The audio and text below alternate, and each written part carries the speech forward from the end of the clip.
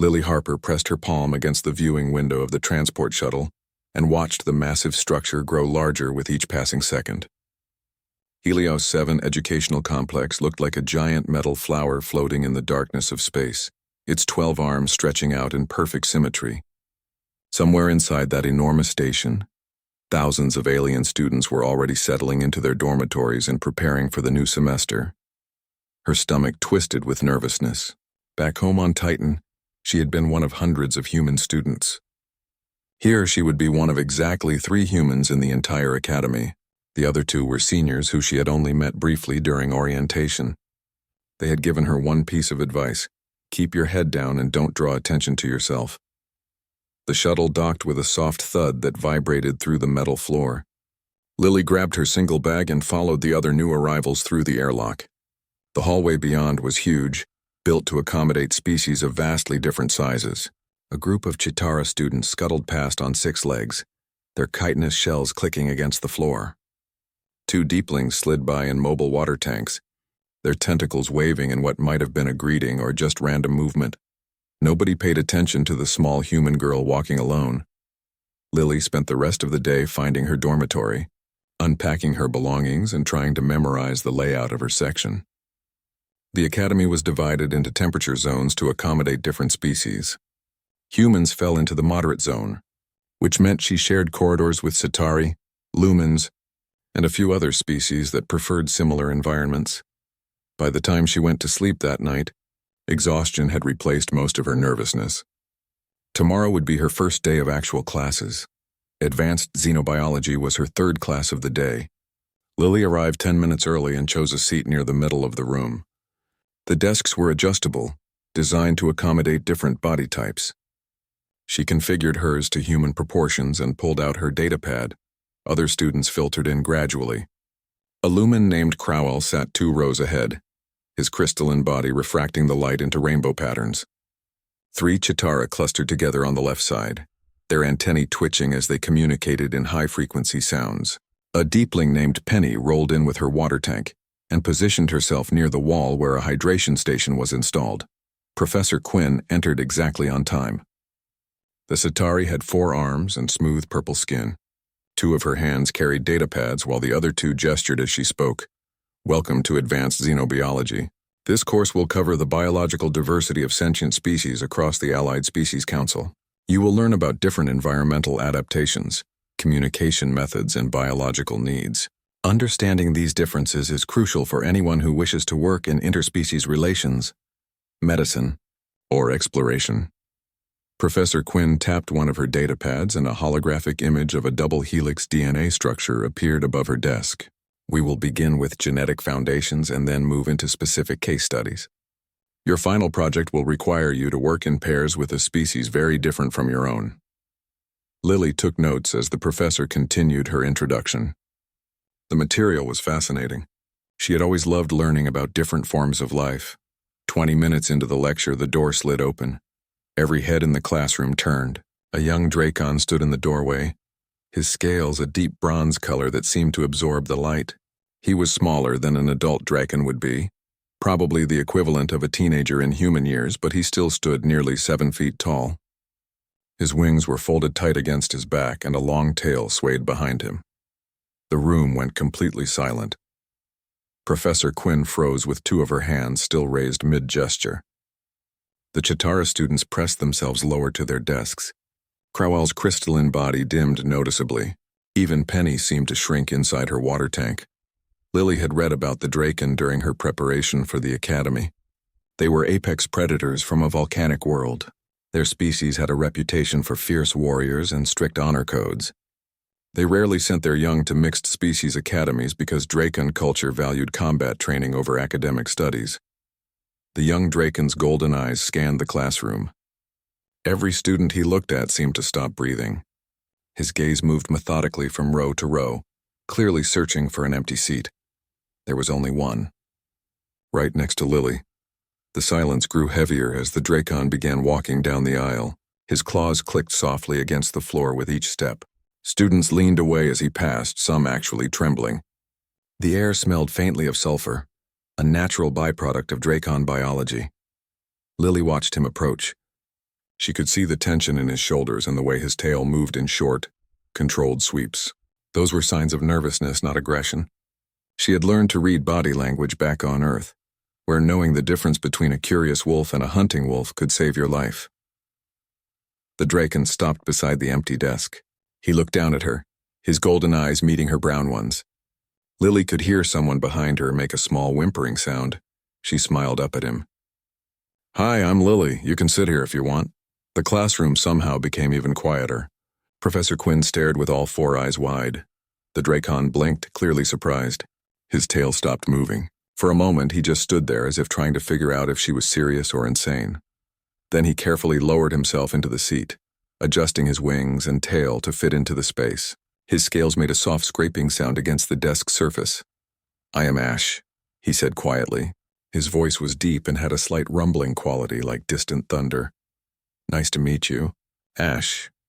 Lily turned her attention back to the front of the class as if nothing unusual had happened. Professor Quinn slowly resumed her lecture, though she kept glancing at their corner of the room. The other students continued to stare. Lily ignored them and focused on taking notes. Beside her, Ash pulled out his own data pad. His claws made tiny scratching sounds against the screen as he tried to navigate the interface designed for species with smaller hands. The rest of the class passed in tense silence. Nobody asked questions. Nobody volunteered answers. Everyone just watched the human girl and the dragon cub sitting side by side. 3 days had passed since Ash first sat next to Lily, and the entire academy was still talking about it. Students whispered in hallways and pointed when they thought neither of them was looking. Some kept their distance. Others watched with obvious curiosity. Lily found it all rather silly. Ash was just another student trying to navigate classes and homework like everyone else. He struggled with the digital interfaces because they were not designed for clawed hands.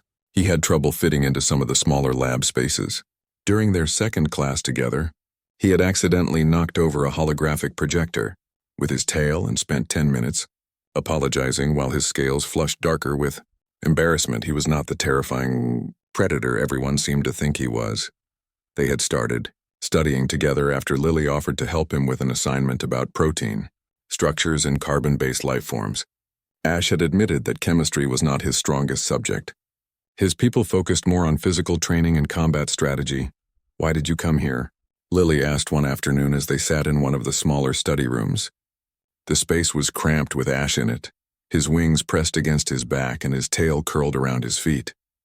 Ash was quiet for a moment, his golden eyes focused on the data pad in front of him. "My clutch mother wanted me to understand other species. She says the galaxy is changing. Draken cannot only be warriors anymore. We must also be diplomats and scholars." He looked up at her. "Why did you come here?"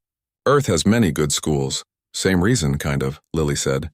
"Humans are new to the galactic community. We need people who understand how to work with other species. Plus, I wanted to see what else was out there beyond human colonies." She grinned. "And the xenobiology program here is the best in this sector." "You are not afraid of me," Ash said. It was not a question. No, should I be? Most species are afraid of Drakon. We are predators. We have killed many beings in our history. Lily set down her stylus. Humans are predators too. We might not look like it, but we are. Our eyes face forward for tracking prey. We can run for hours without stopping. We used to hunt animals much bigger than us just by following them, until they collapsed from exhaustion. She smiled slightly. Every species has a violent history, Ash. What matters is what you choose to do now. Ash tilted his head. A gesture she had learned meant he was thinking carefully. "You are strange for a human. The data files say your species is easily frightened. The data files are wrong about a lot of things." Their conversation was interrupted by a loud crash outside the study room. Voices rose in anger and something heavy slammed against a wall. Lily and Ash exchanged glances and quickly gathered their things. When they stepped into the hallway, they found a crowd of students forming a circle around something. Lily pushed through to the front, with Ash following behind her. 3 Vorgol students had cornered a small lumen named Bright against the wall. The Vorgols were large reptilian beings, each one easily 8 feet tall with thick scales and powerful tails. They were known for being aggressive and territorial. The largest Vorgol, whose scales were a mottled green and brown, was speaking in a low, threatening voice. You think you can take the last practice slot in the combat simulator? That slot is ours. Bright's crystalline body was flickering rapidly, a sign of extreme stress. I reserved it 3 days ago. The system is first come, first served. The system is wrong, another Vorgel said, leaning closer. Give us the slot or we will make sure you cannot use it anyway. Leave him alone. Lily's voice cut through the tension. Everyone turned to look at her. The crowd fell silent.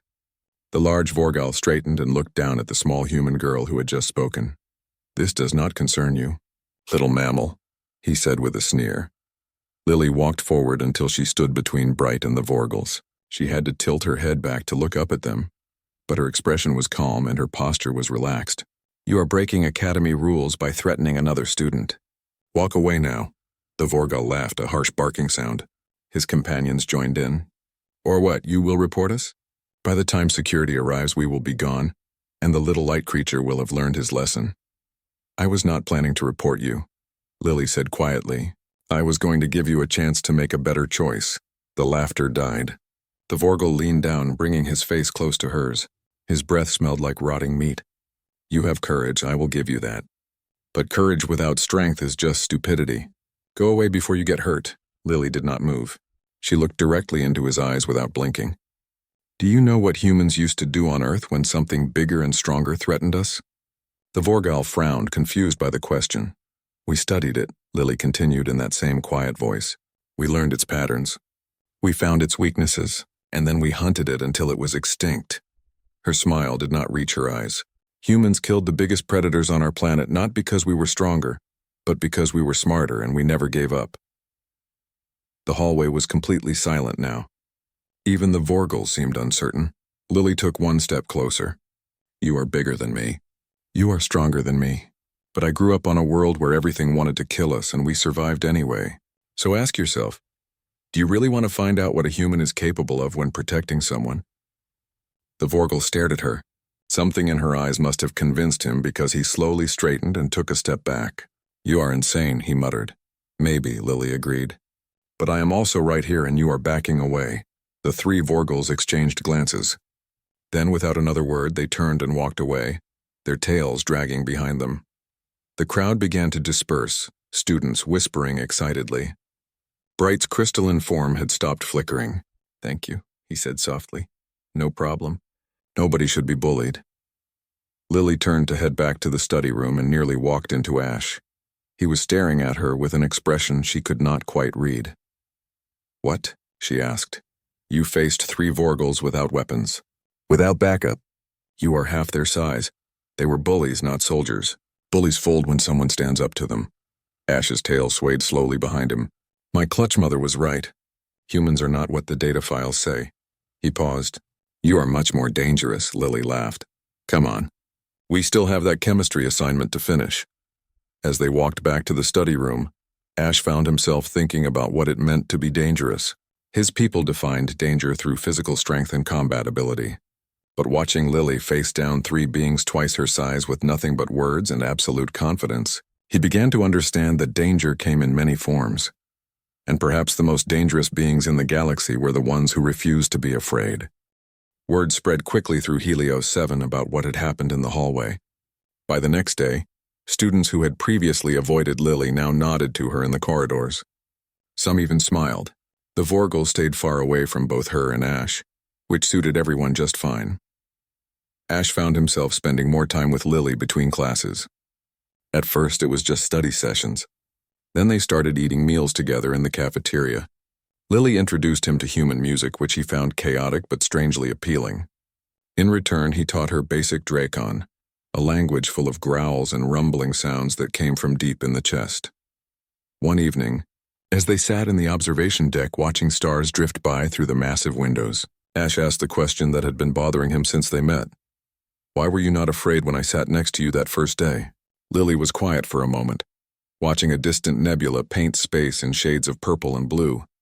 I grew up near the Yellowstone Restoration Zone. Do you know what that is? Ash shook his head, his scales rustling softly. A few hundred years ago, humans nearly destroyed Earth. We hunted too many predators, cut down too many forests, polluted too much water. Everything started falling apart. She pulled her knees up to her chest. So we started fixing it. We brought back extinct species using old DNA. We replanted forests. We cleaned the oceans. Yellowstone was one of the first places where we reintroduced apex predators. What kind of predators? Wolves mostly. Also bears and big cats.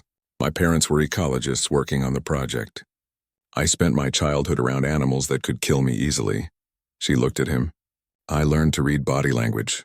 Wolves that are hunting move differently than wolves that are just nervous or curious. Their ears, their tails, the way they hold their bodies, it all tells you what they are thinking. And what did my body language tell you? That you were more scared than I was. Ash's tail twitched. I was not scared. You were nervous then. Your wings were pressed too tight against your back. Your tail movements were short and controlled instead of relaxed. Your eyes kept darting around like you expected someone to attack you. She smiled. You were trying very hard not to be threatening. Ash was quiet, processing this. Most beings cannot read Draken body language. Even other Drakons sometimes miss the subtle signs. Predator body language is similar across species. Fear, aggression, curiosity, they show up in similar ways. So you were not being brave. You simply knew I was not dangerous. Oh, you are definitely dangerous, Lily corrected. But you were not dangerous to me. There is a difference. They sat in comfortable silence for a while. Other students came and went from the observation deck, some staying to watch the stars, others just passing through. A group of Chitara students chittered excitedly in one corner. Two Deeplings had their tanks positioned side by side, their tentacles creating intricate patterns in the water. Tell me about your world, Ash said suddenly. Not the data file version, the real version. Lily thought about how to explain Earth to someone who had never been there. Earth is loud, she began. Not just sound, but everything. There are so many different environments crammed onto one planet. You can have frozen tundra and burning deserts and thick jungles all on the same world. The weather changes constantly.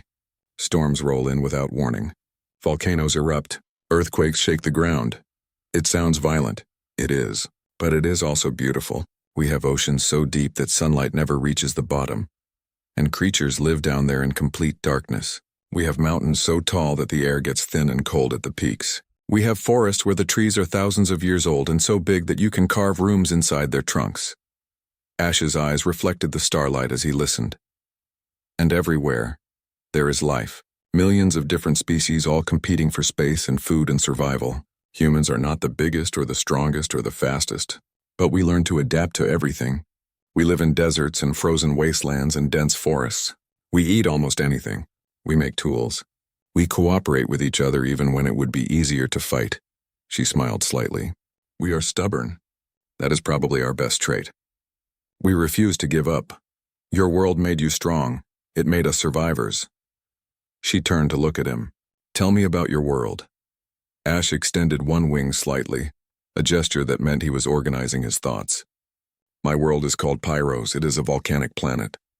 The ground is mostly rock and ash. Rivers of lava flow through valleys. The air is thick with sulfur and smoke. His voice took on a tone that might have been nostalgia. We live in mountain fortresses carved into the stone. We learn to fly by jumping from cliffs and gliding on the thermal updrafts from lava flows. It is dangerous. Many young Drakon do not survive their first flight. That sounds terrifying. It is tradition. Those who cannot fly are seen as weak. They are not allowed to join the warrior clans. He folded his wing back against his body. I almost failed my first flight. I was smaller than my clutch siblings. My wings did not seem strong enough, but you made it. Barely. My clutch mother caught me before I hit the rocks. She said I had the spirit of a survivor even if my body was not the biggest. That is why she sent me here. She believed I could succeed in ways other than combat. Lily reached over and lightly touched his forearm, careful of the sharp edges of his scales. She sounds wise. She is. But many Drakon did not agree with her choice. They said I was being sent away because I was too weak to become a warrior. Some of my clutch siblings stopped speaking to me. I am sorry. Ash made a sound that was somewhere between a growl and a sigh. It is the Drakon way. We value strength above all else. A Drakon who cannot fight is seen as useless. That is stupid, Lily said bluntly. Ash blinked at her, surprised. Strength is not just about fighting.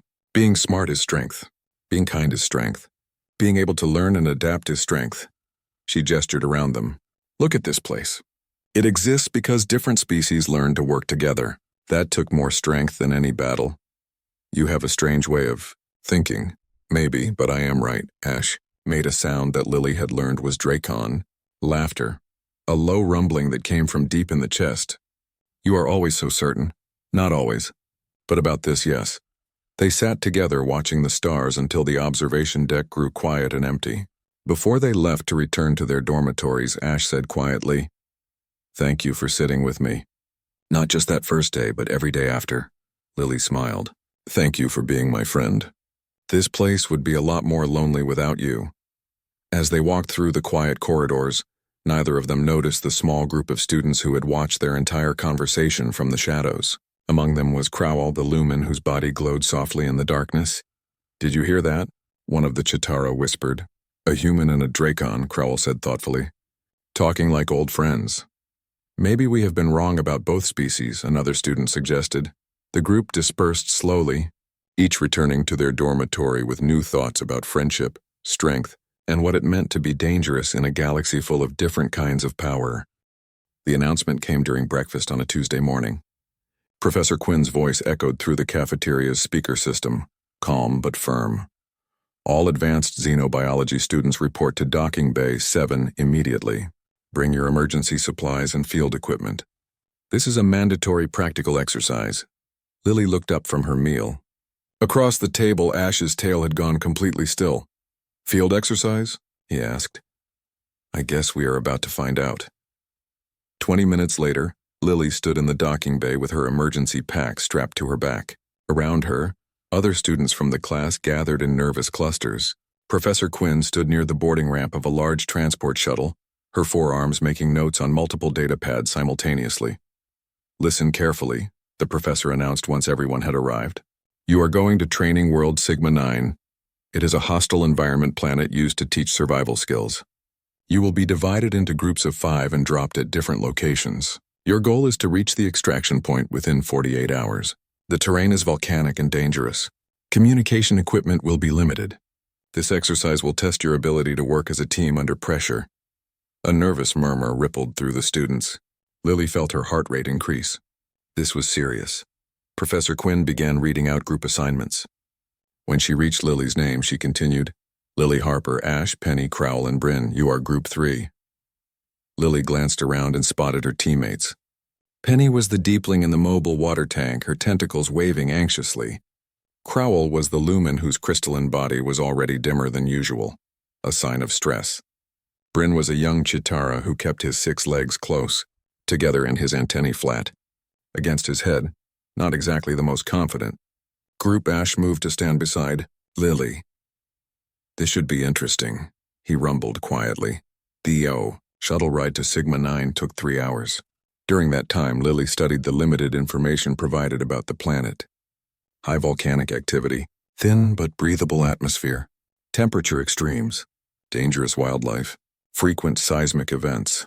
It reminded her a bit of Iceland, where her family had vacationed once, if Iceland had been much more deadly and had no rescue services. When the shuttle entered the planet's atmosphere, the turbulence was severe. Students clung to their seats as the craft shook and rattled. Through the windows, Lily could see dark clouds and flashes of lightning. Below, the ground glowed orange and red with lava flows. The shuttle landed just long enough to deploy each group before taking off again. When it was Group 3's turn, Lily led the way down the ramp. The heat hit her immediately, dry and intense like standing too close to an oven. The air tasted of sulfur and ash. The ground was black volcanic rock, rough and uneven. In the distance, a mountain range glowed with active lava flows. Smoke rose from fissures in the earth. The sky was a murky gray-brown, the sun barely visible through the haze. "This is awful," Crowell said, his voice high with stress. His crystalline body had dimmed to almost nothing. "My tank's cooling system is already struggling," Penny added, her tentacles pressed against the glass. Bryn said nothing, but his antennae were vibrating rapidly, a sign of panic in Chitara. The shuttle lifted off with a roar of engines, leaving them alone in the hostile landscape. Ash looked at Lily. "What do we do?" Everyone turned to look at her. Lily took a deep breath and pulled out the basic map they had been given. It showed their current location and the extraction point 50 kilometers to the north. That was it. No details about terrain, water sources, or safe routes. First, we take inventory, Lily said, keeping her voice calm and steady. Everyone show me what supplies you brought. They gathered in a circle and emptied their packs. Between them, they had water purification tablets, emergency rations, basic medical supplies, 1 solar charger, 2 heat-resistant blankets, and various tools. Not much, but it would have to be enough. Lily organized the supplies quickly. Penny, you need water. We have enough in the emergency packs to keep your tank topped off for about 36 hours if we are careful. After that, we will need to find a natural water source. Water? On a volcanic planet? Crowell's voice cracked. We are going to die here. No, we are not, Lily said firmly. She pointed to the map. Volcanic planets can have water. It gets trapped in certain types of rock and released as vapor. We just need to know what to look for. How do you know that? Bryn asked, speaking for the first time. His voice was thin and reedy. I studied geology back on Earth. Volcanic environments were common in Earth's early history. She looked at each of them. I know this is scary, but we can do this if we work together. Ash, you can fly reconnaissance and spot dangers from above. Bryn, your species can sense seismic activity before it happens, right? Bryn's antennae perked up slightly. Yes, Chitara can feel vibrations in the ground through our legs. Perfect. You will be our early warning system. Crowell, I need you to navigate. Your species processes spatial information faster than anyone else here. You can find the most efficient route. Crowell's body brightened just a little. I can do that.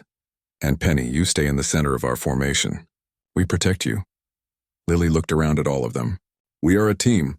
We watch out for each other. Nobody gets left behind. Ash's tail swayed in approval. A good plan. They started moving north, walking in the formation Lily had described. The terrain was treacherous. Rocks shifted under their feet. Heat shimmered in the air. Twice they had to detour around rivers of slow-moving lava.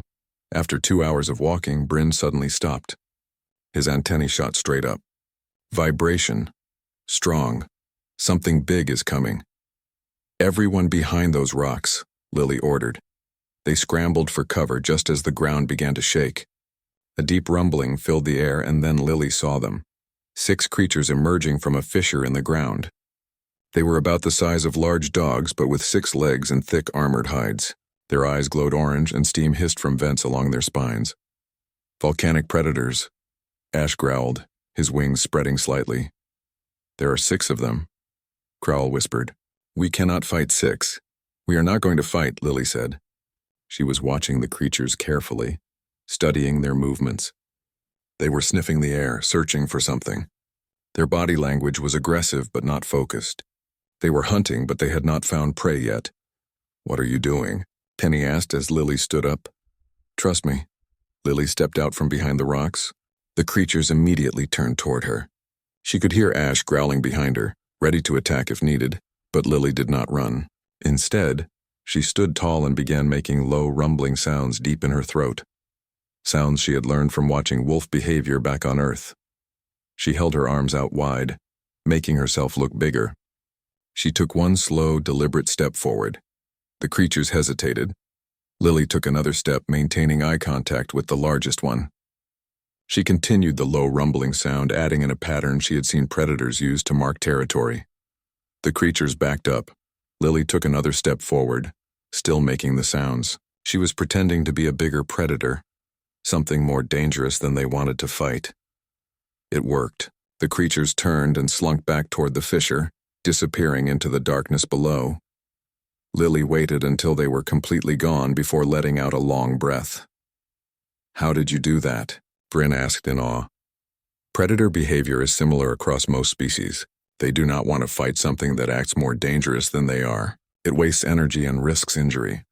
She turned back to her team. Come on, we have a long way to go. As they continued north, the group's dynamic had shifted. They no longer looked at Lily as just another student. They looked at her as someone who could keep them alive. And they looked at Ash differently too. The Draken had watched Lily face down 6 predators without weapons, and he had not interfered because he trusted her judgment. Perhaps they all thought strength came in many forms. By the time darkness fell across Sigma 9, Group 3 had covered 20 kilometers. They found shelter in a cave formed by ancient lava tubes, far enough from active flows to be safe but close enough to benefit from the ambient heat. The temperature outside dropped rapidly after sunset, and the thin atmosphere did little to hold warmth. Lily rationed their emergency food while Ash used his fire breath to heat rocks, creating a makeshift heating system. Crowl's crystalline body provided soft light, and Bryn stood watch near the cave entrance, his antennae constantly monitoring for vibrations. Penny's water tank level had dropped to 60%. They would need to find water soon. "How are you feeling?" Lily asked, kneeling beside the Deepeling's tank. "Uncomfortable, but I will survive until tomorrow afternoon." Penny's voice came through the tank's speaker system. "After that, things become dangerous for me." "We will find water," Lily promised. Crowl was studying the map with intensity, his body flickering with thought patterns. "The extraction point is still 30 kilometers north. If we maintain our current pace, we will arrive with approximately 6 hours to spare." "That is cutting it close," Ash observed. "Too close," Lily agreed. "We need to move faster tomorrow. But first, everyone needs rest. Bryn and I will take the first watch. Ash and Crowell, you sleep first. We will wake you in 4 hours to switch." Nobody argued. They were all exhausted from the day's journey. As the others settled down to sleep, Lily sat near the cave entrance with Bryn.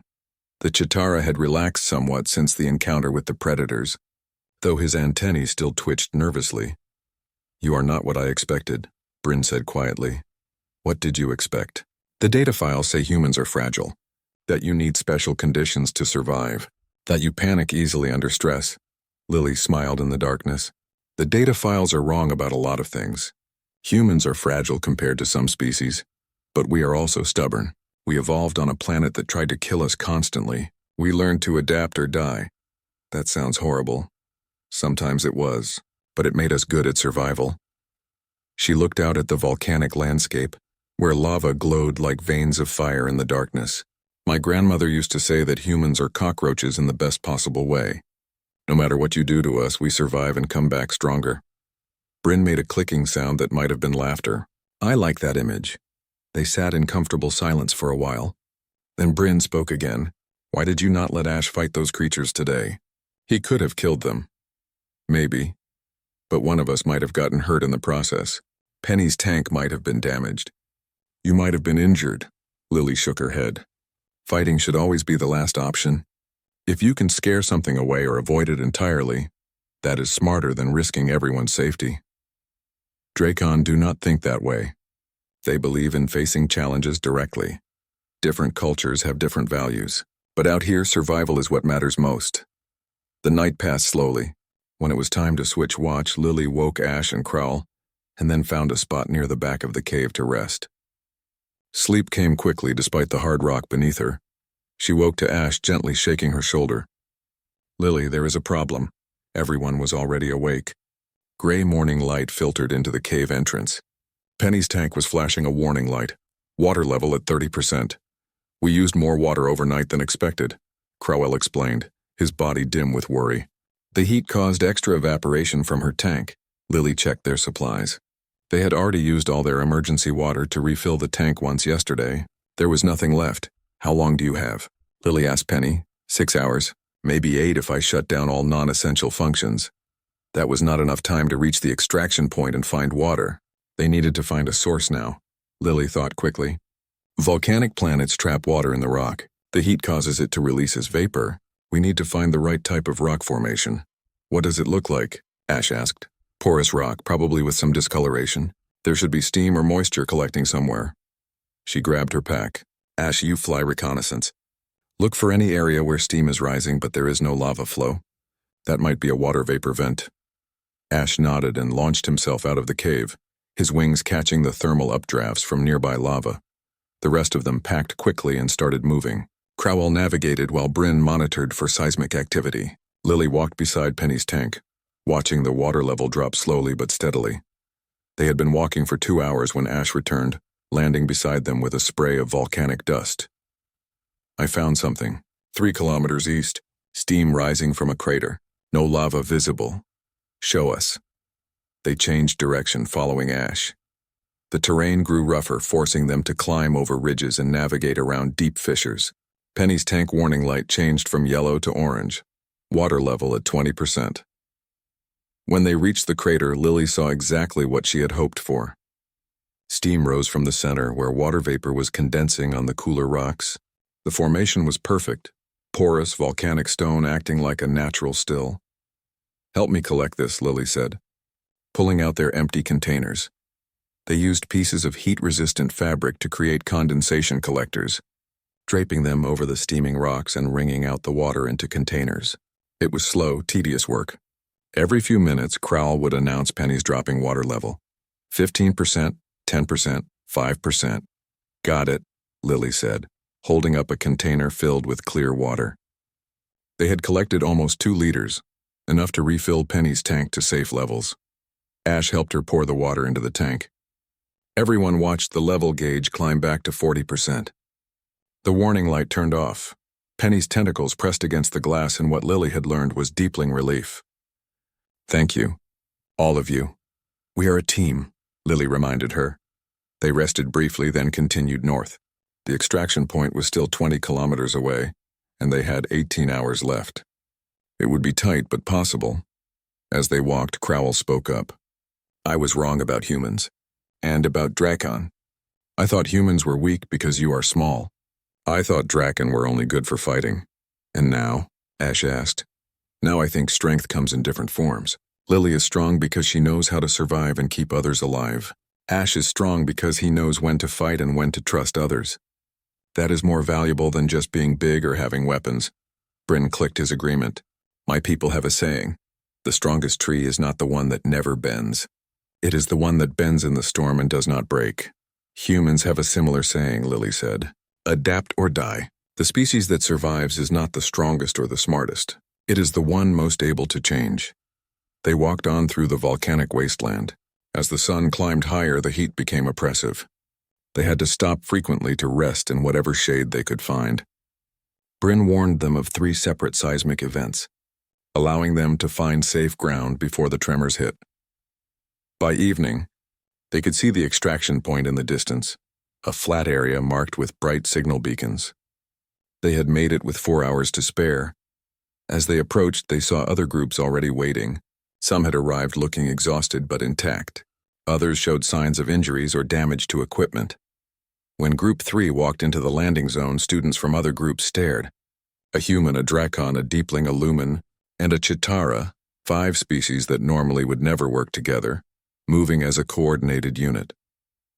Professor Quinn was there, her 4 arms working on multiple data pads. When she saw Group 3, all 4 of her eyes widened.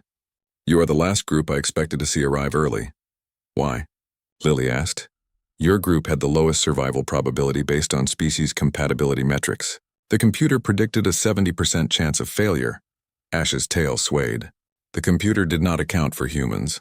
Professor Quinn looked at Lily with new respect. "No, I suppose it did not." As they waited for the shuttle to arrive, the 5 of them sat together. They were dirty, exhausted, and hungry. Penny's tank was scratched. Crowell had a crack in his crystalline arm. Bryn had lost one of his antennae tips. Ash's wings had burns from flying too close to lava flows.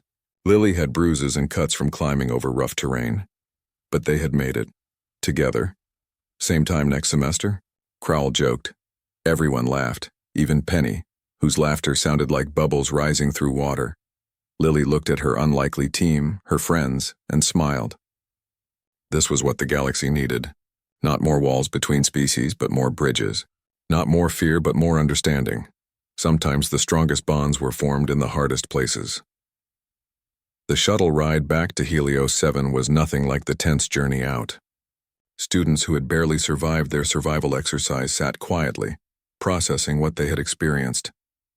But Group 3 talked and laughed, sharing stories about the volcanic predators and the water vapor collection. Other students listened, amazed that the group everyone had expected to fail had actually thrived. When they arrived back at the academy, medical staff checked everyone. Lily had some minor cuts and bruises. Ash needed salve for his burned wings. Penny's tank required repairs. Crowell's crack would heal naturally with time. Bryn would regrow his antenna tip within a few weeks. Nothing serious. Nothing permanent. After medical clearance, Lily returned to her dormitory and collapsed on her bed. Every muscle ached. Her hands were scraped raw from climbing volcanic rock, but underneath the exhaustion was satisfaction. They had done something incredible. Her communication device buzzed with messages. Her parents wanted to know how the exercise went. Friends from back home were checking in, but one message made her sit up. It was from the academy director. "Miss Harper, please report to my office at 900 tomorrow. Important matter to discuss." Lily stared at the message. Was she in trouble? Had she broken some rule she did not know about? Sleep did not come easily that night.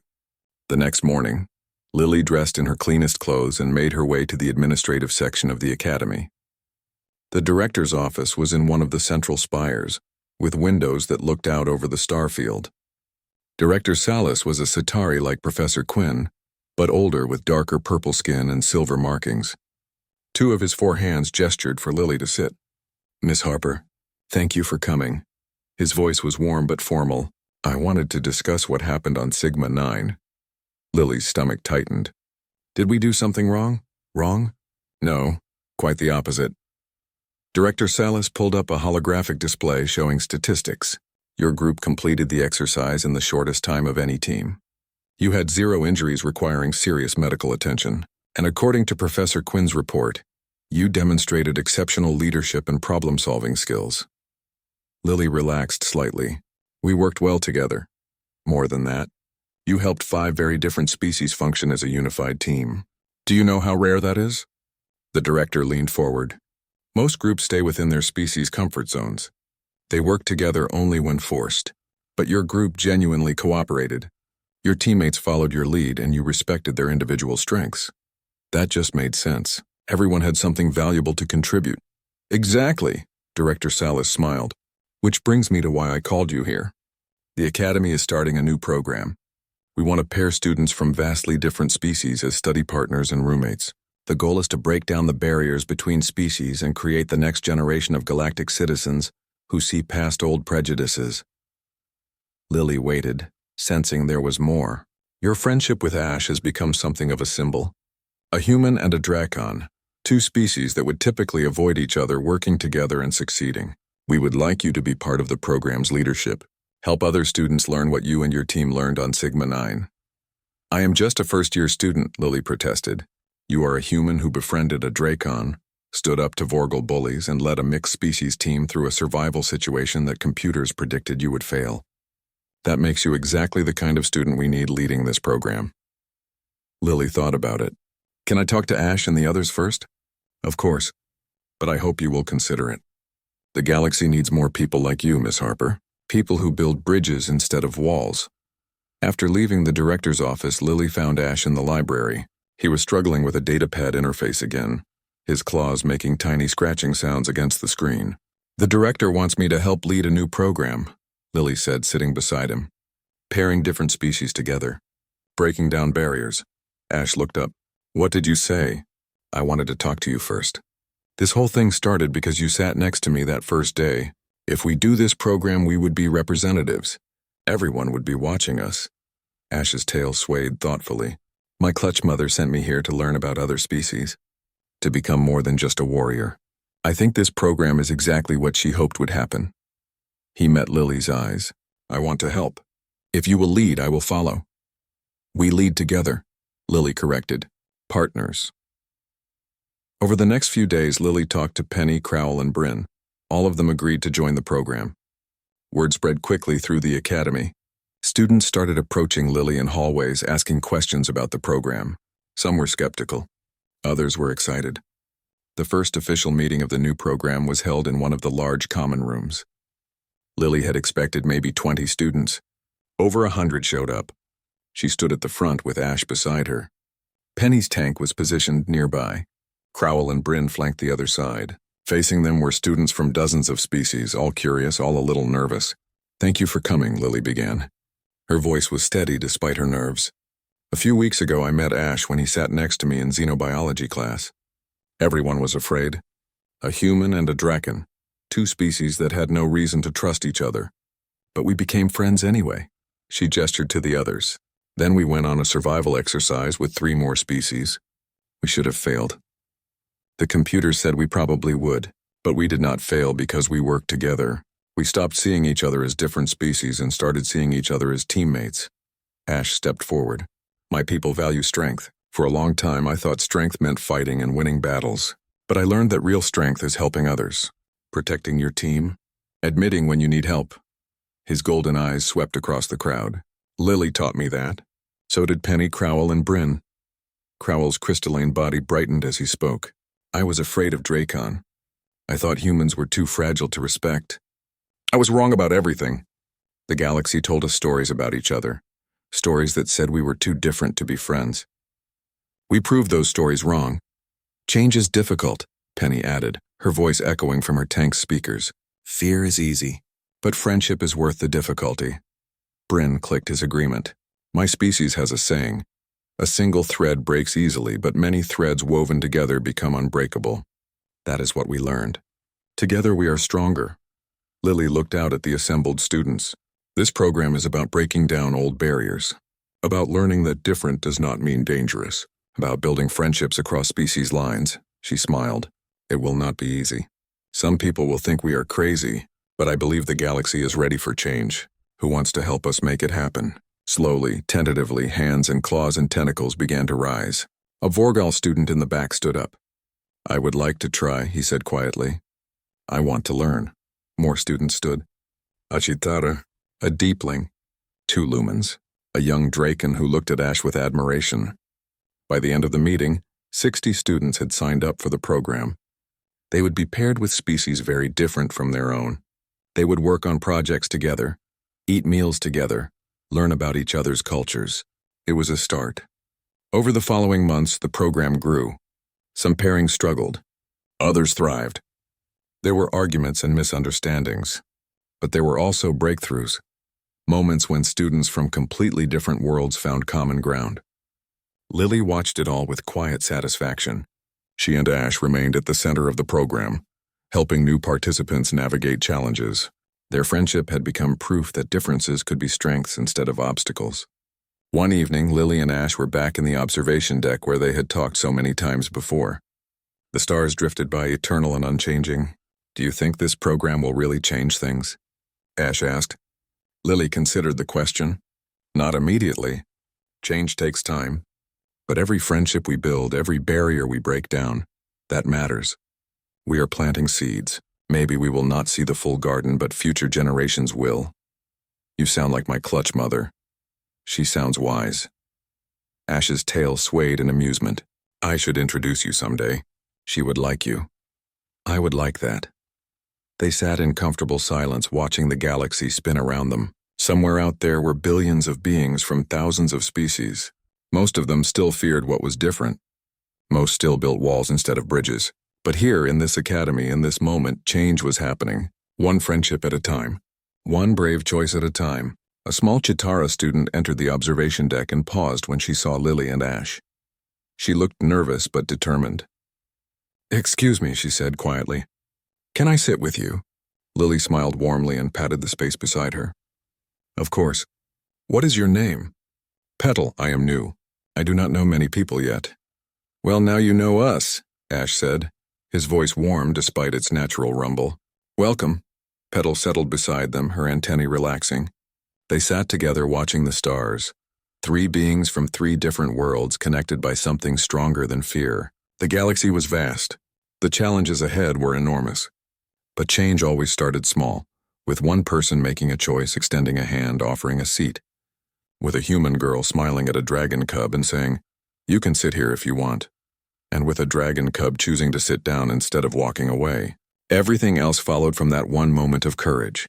That one choice to see past fear and reach for friendship instead. The rest of the galaxy was watching, learning, following their example. And slowly the barriers began to fall.